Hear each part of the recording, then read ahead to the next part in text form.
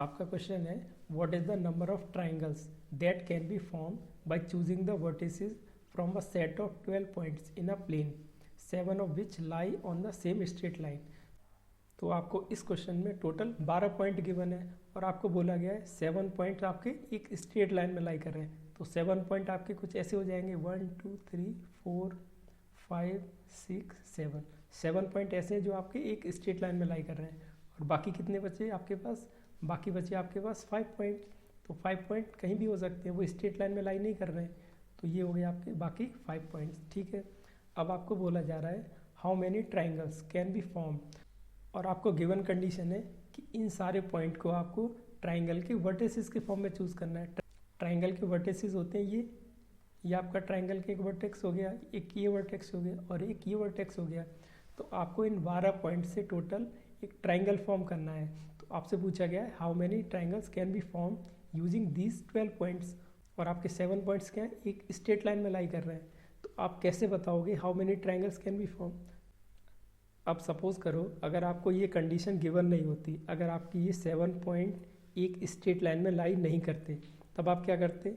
अगर ये 7 पॉइंट एक स्ट्रेट लाइन में लाई नहीं करते, अगर ये कहीं भी होते, तब इन 12 पॉइंट से आप कितने ट्राइंगल फॉर्म कर सकते थे? अगर आपको कोई भी कंडीशन गिवन नहीं होती तब आप 12 पॉइंट से कितने ट्राइंगल फॉर्म कर सकते थे? 12C3।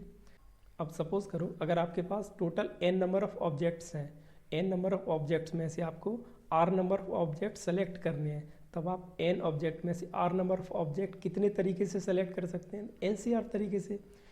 सेम काम किया है आपने इन पॉइंट के साथ। आप 12 पॉइंट में से कोई भी 3 पॉइंट सेलेक्ट करने थे, तब आप कितने तरीके से सेलेक्ट कर सकते थे? 12C3। तो ये आपकी कंडीशन तब होती जब आपको कोई भी रेस्ट्रिक्शन नहीं होती। अगर आपको ये नहीं बोला जाता कि ये 7 पॉइंट एक लाइन में, ये 12 पॉइंट कहीं भी हो सकते थे, तब आपके total number of ways of selection कितने हो जाते हैं? ये 12C3। अब आपको बोला गया 7 पॉइंट आपके एक स्ट्रेट लाइन में। तो अब आप ये बताओ क्या इन 7 पॉइंट को मिला के आप कोई भी ट्रायंगल फॉर्म कर सकते हो? इन 7 पॉइंट को अगर आप यूज़ करोगे तो आप इन 7 पॉइंट्स की हेल्प से कोई भी ट्रायंगल फॉर्म नहीं कर सकते, क्योंकि ये सभी पॉइंट क्या है कि स्ट्रेट लाइन में। आप मैक्सिमम क्या कर सकते हो? एक स्ट्रेट लाइन फॉर्म कर सकते हो। कोई भी आप पॉइंट चूज़ कर लो, कोई भी 2 पॉइंट चूज़ करो, 3 4 5 6 या 7 पॉइंट चूज़ कर लो, तो आप केवल एक स्ट्रेट लाइन ही फॉर्म कर सकते हो, इससे ज़्यादा आप कुछ नहीं कर सकते। तब आप ये बताओ इन 7 पॉइंट से कितने ट्रायंगल्स फॉर्म होंगे? 0 ट्रायंगल्स, क्योंकि इन 7 पॉइंट को आप मिलाओगे, किसी भी 3 पॉइंट को ज्वाइन करोगे तो आपको कोई भी ट्रायंगल नहीं मिलेगा। तो आपके ये 7 पॉइंट से कितने ट्रायंगल फॉर्म होंगे? 0। और आपने जो पहले एज्यूम क्या किया था, आपने एज्यूम किया था आपके सभी पॉइंट क्या है, कहीं भी हो सकते हैं। तो अब इन 7 पॉइंट से कितने ट्रायंगल बन सकते थे अगर ये 7 पॉइंट कहीं भी होते? तब अगर ये 7 पॉइंट रैंडमली कहीं भी होते, तब इन 7 पॉइंट से कितने ट्रायंगल फॉर्म हो सकते थे? तब इन 7 पॉइंट से कितने ट्रायंगल फॉर्म हो सकते थे आपके? 7C3। तो आप क्या करोगे? टोटल नंबर ऑफ पॉइंट्स कितने हो जाते हैं आपके? अगर कोई भी कंडीशन नहीं होती तब 12C3। अब आपको कंडीशन गिवन है कि ये 7 पॉइंट एक लाइन में लाई कर रहे हैं, तो आपके ये ट्रायंगल कम हो जाएंगे इतने। तो आपके इतने ट्रायंगल कम हो गए, आपके ये ट्रायंगल कम हो गए 7C3।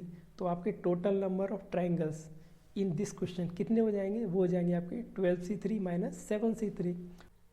और 12C3 कितना होता है? 12C3 होता है आपका 12 into 11 into 10 upon factorial 3। Factorial 3 कितना होगा? 3 into 2 into 1 minus 7C3। 7C3 कितना होगा? 7 into 6 into 5 upon 3 into 2 into 1।